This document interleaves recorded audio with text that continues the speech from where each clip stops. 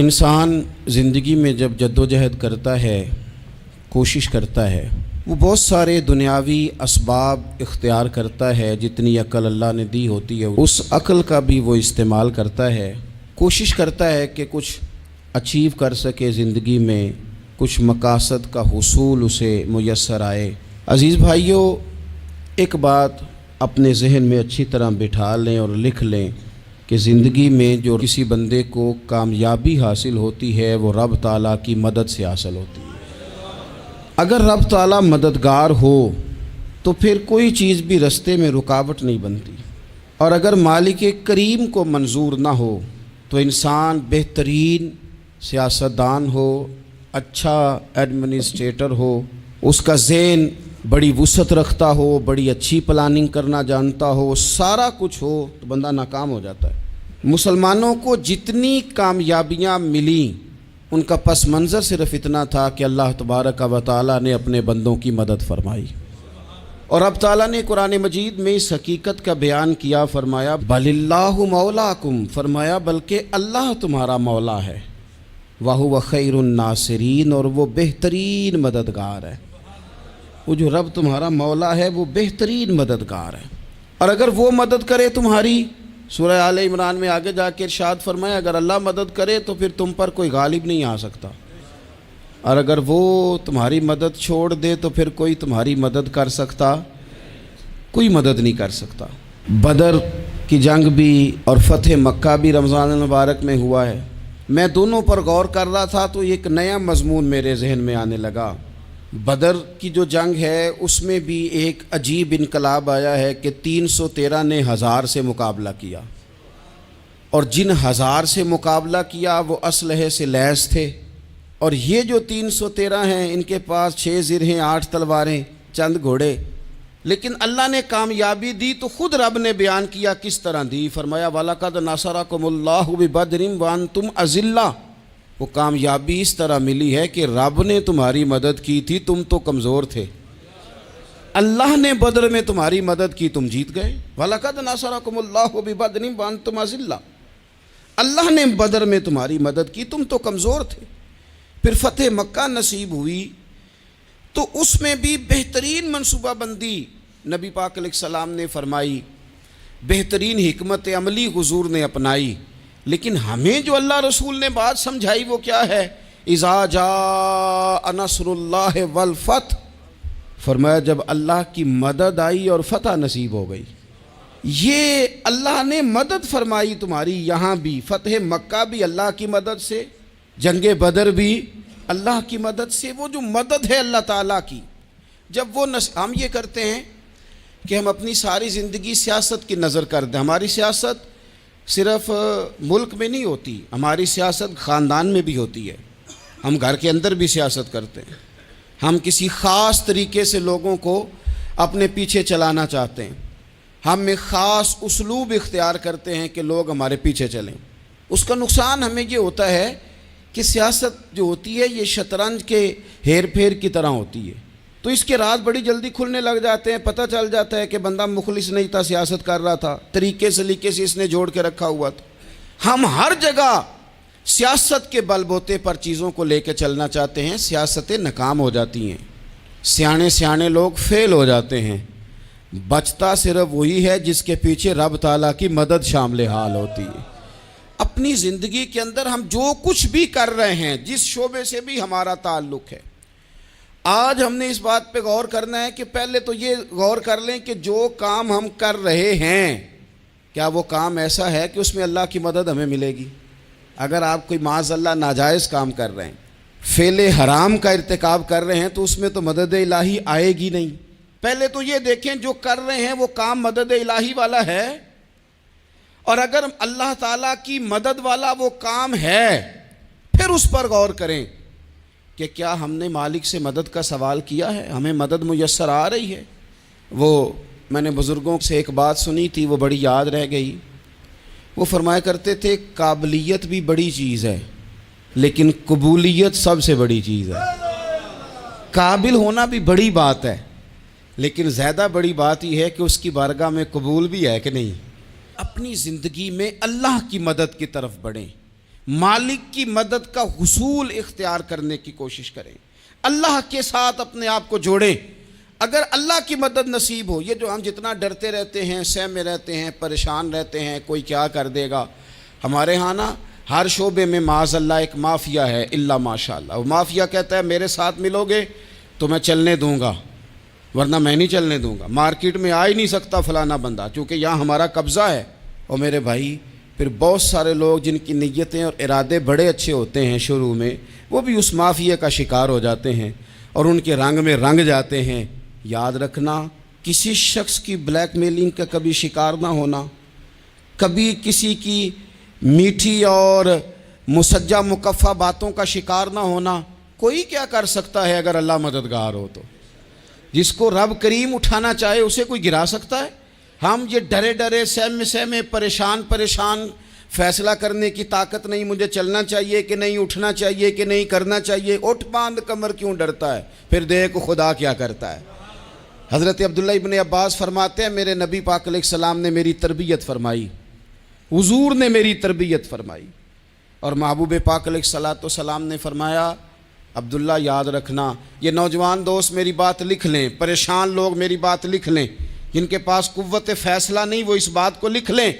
حضرت عبداللہ ابن عباس فرماتے ہیں میرے نبی پاک علیہ السلام نے مجھ سے فرمایا تھا عبداللہ سن، اگر ساری دنیا مل کے تیرا کوئی نفع کرنا چاہے کر نہیں سکتی جب تک میرے رب کی رضا نہ ہو، اور فرمایا ساری دنیا مل کے تیرا کچھ بگاڑنا چاہے تو عبداللہ بگاڑ نہیں سکتی جب تک رب کریم کی حکمت کا تقاضا نہ ہو۔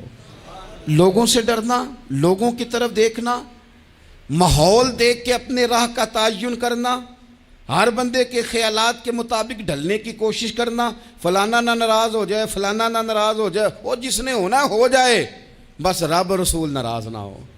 اپنی زندگی میں اپنے مالک کو مولا جان کے، بل اللہ مولاکم، اللہ تمہارا مولا ہے، وَهُوَ خَيْرُ النَّاصِرِينَ، وہ بہترین مددگار ہے۔ توجہ جب بھی کریں رب کی جانب کریں، اپنے دل کا قبلہ درست رکھیں، سوچوں کے زاویے سیدھے رکھیں۔ میرے بھائی مالک جب بندوبست کر دے نا،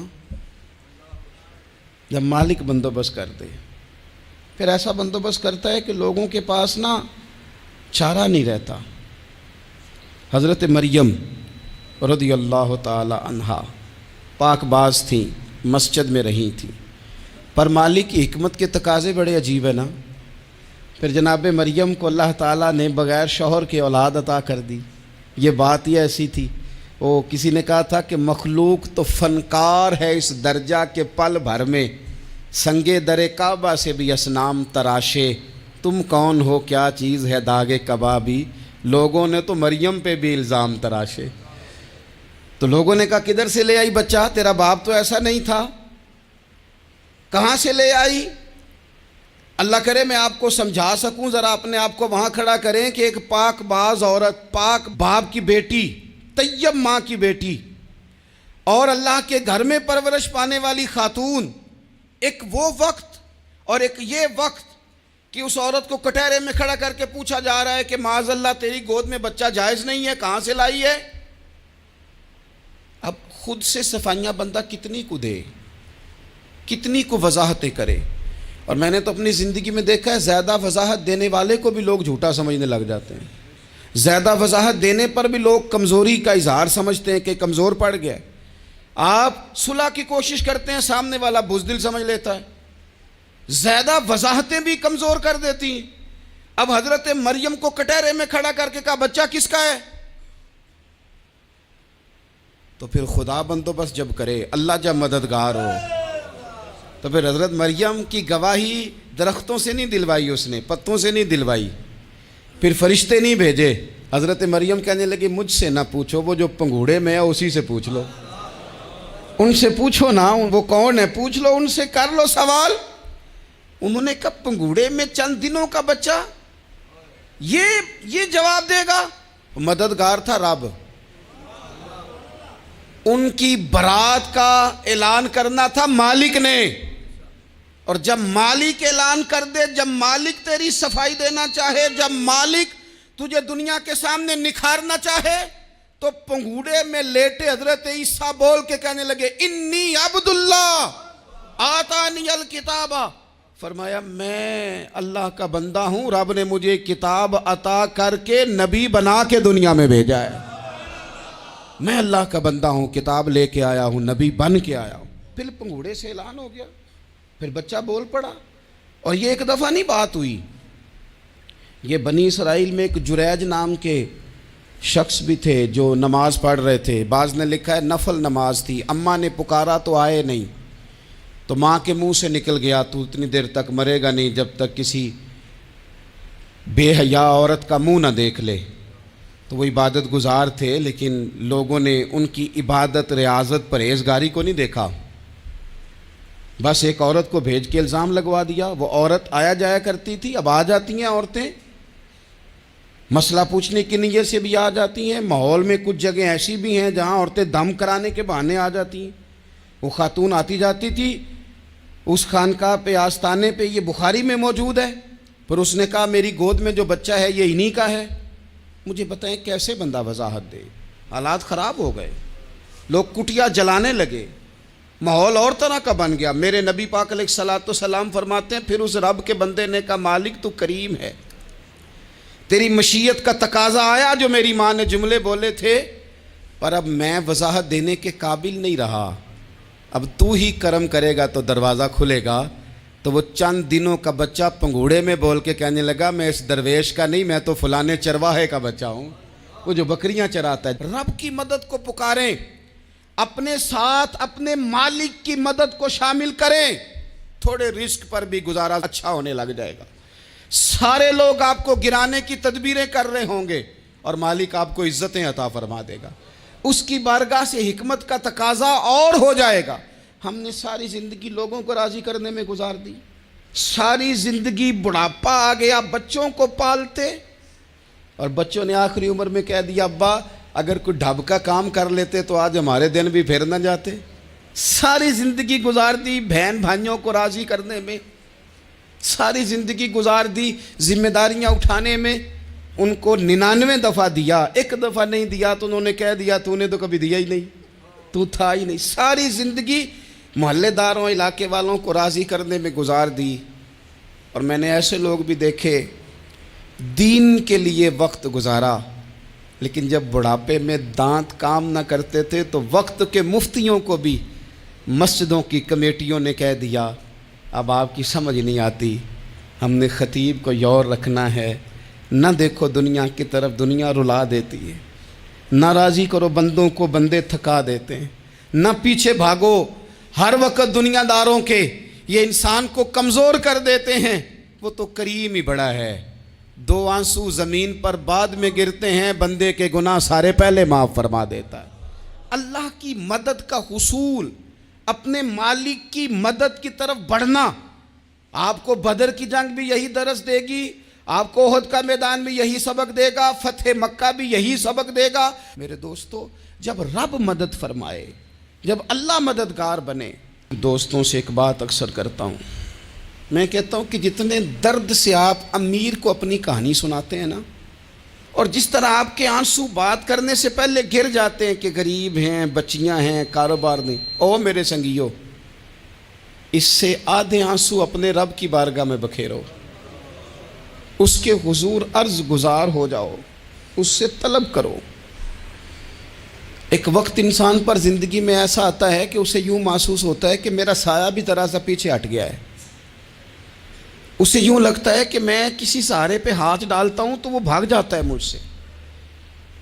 लेकिन मालिक की बारगाह ऐसी अजीम बारगाह है, रब रसूल के आस्ताने इतने बड़े हैं कि आप जब वहाँ कशकोले तलब दराज करते हैं तो झोली फैलाने में देर लगती है, उनको भरने में तो कोई देर नहीं लगती। हमने अपना सोच का किबला ही दुनिया को बना लिया है। ये जो अल्लाह वालों की मदद है ये तो है नहीं, अल्लाह ही की मदद है, लेकिन ये जो सेठों की तरफ तवज्जो करना, नवाबों की तरफ तवज्जो करना, दुनियादारों की तरफ तवज्जो करना और अपना मिजाज इस तरह का बना लेना, यारो गर्दन को झुका देता है खैरात का पत्थर, जहाँ में मांगने वालों के सर कभी ऊंचे नहीं होते। اور اقبال کہتے ہیں غیرت ہے بڑی چیز جہان تگ و دو میں، پہناتی ہے یہ فقر کو تاج سردارا۔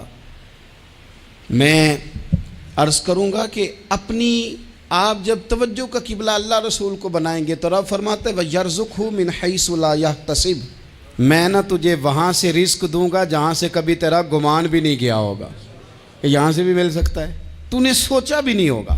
بخاری شریف میں حدیث ہے، حضرت جابر ابن عبداللہ فرماتے ہیں نبی پاک صلی اللہ علیہ وسلم نے 300 لوگوں کا ایک لشکر روانہ کیا کسی مہم کے لیے، کسی جہاد کے لیے۔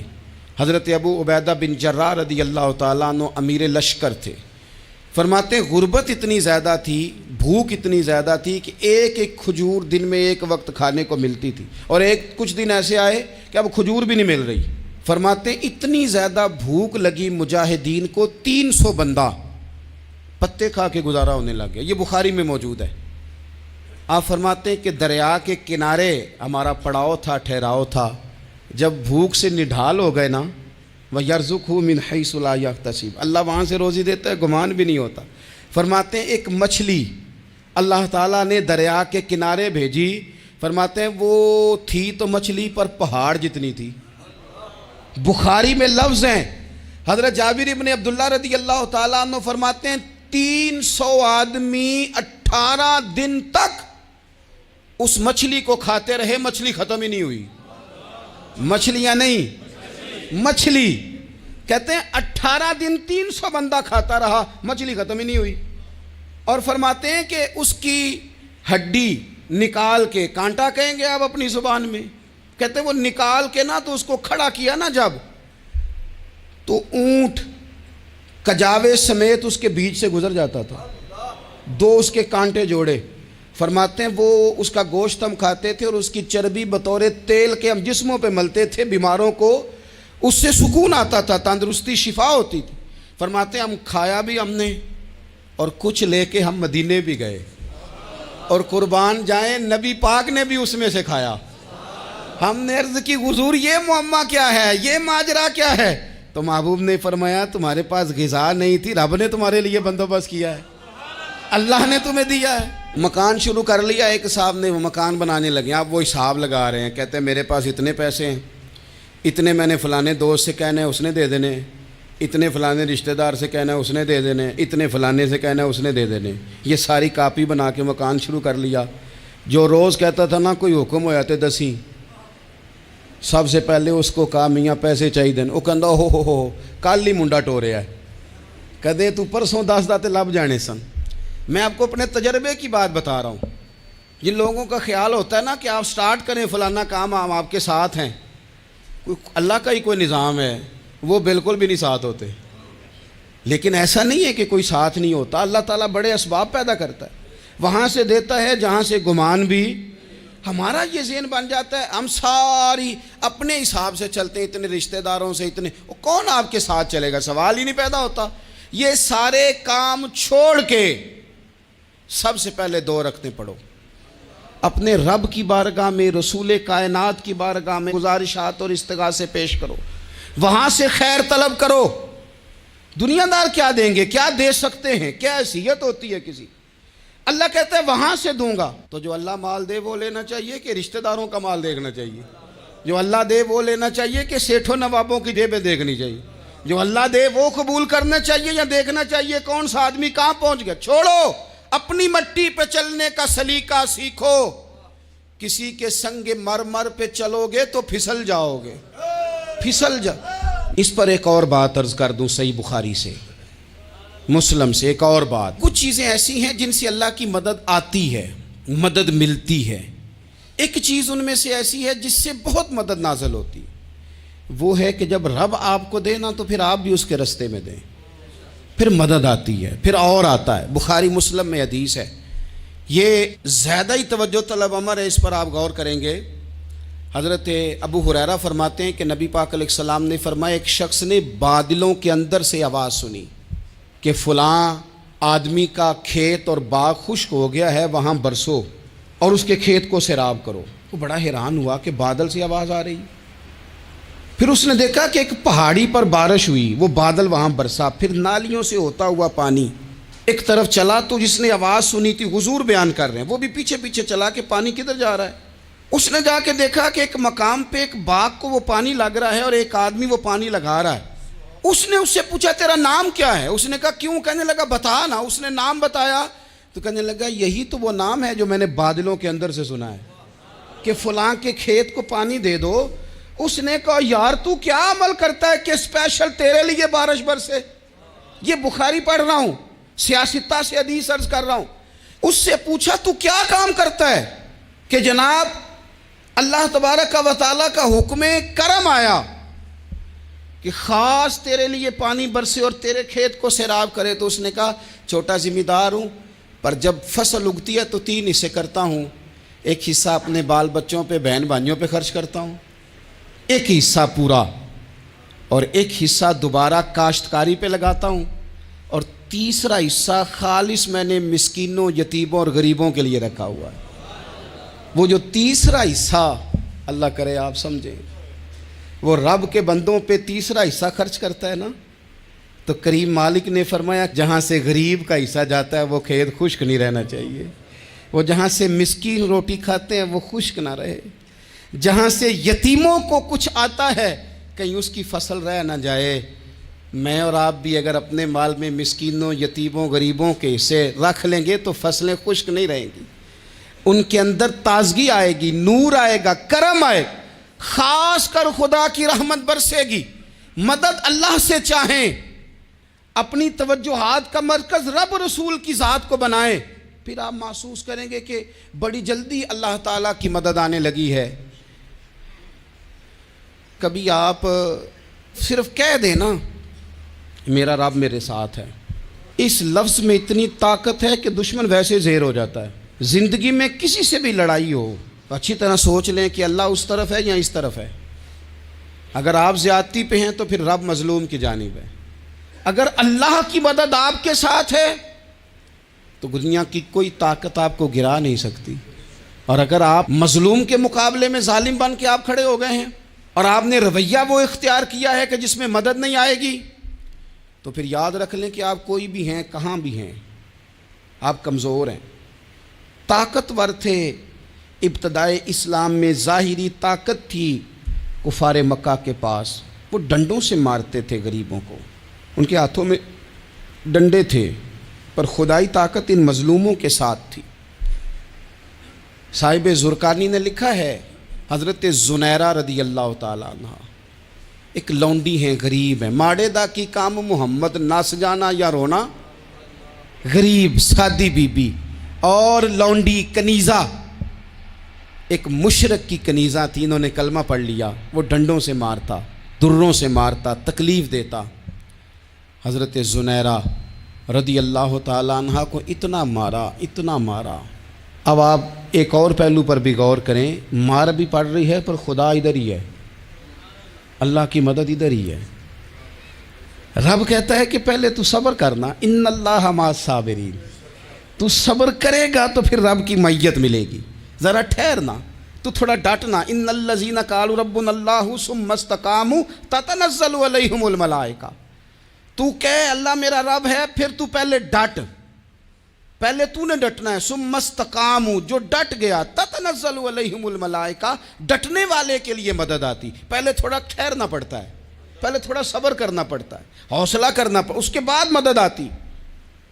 مار پڑ رہی ہے، مارا جا رہا ہے حضرت زنیرہ کو، ان کا مالک جو ہے ظاہری آقا وہ مار رہا ہے، یہ کنیزہ ہے، اتنا مارا اتنا مارا، ان کی بینائی چلی گئی، نظر آنا بند ہو گیا۔ ابو جہل آیا اور کہنے لگا زنیرہ دیکھا نا ہمارے بت تیری آنکھیں لے گئے، معاذ اللہ، لات و منات ہمارے بتوں نے تجھے اندھا کر دیا۔ اب ایسا نہیں ہے کہ بی بی روتی جا رہی ہے، روتی جا رہی ہے، مایوسی مایوسی، معاذ اللہ، پریشانی، غریبی بڑی ہے، پوچھنے والا کوئی نہیں، یہ باتیں نہیں۔ کیا جملے ہیں خاتون کے، کیا لفظ ہیں۔ ابو جہل نے تنزیہ کہا، معاذ اللہ، کہنے لگا دیکھا نا ہمارے بتوں نے تجھے اندھا کر دیا۔ تو جناب زنیرہ آنکھوں کی بینائی گئی ہے، رات کو گئی ہے، دکھ ابھی تازہ ہے، لیکن اللہ پہ جو توکل ہے، اپنے مالک سے جو رشتہ ہے، وہ اتنا مضبوط ہے، اتنا طاقتور ہے،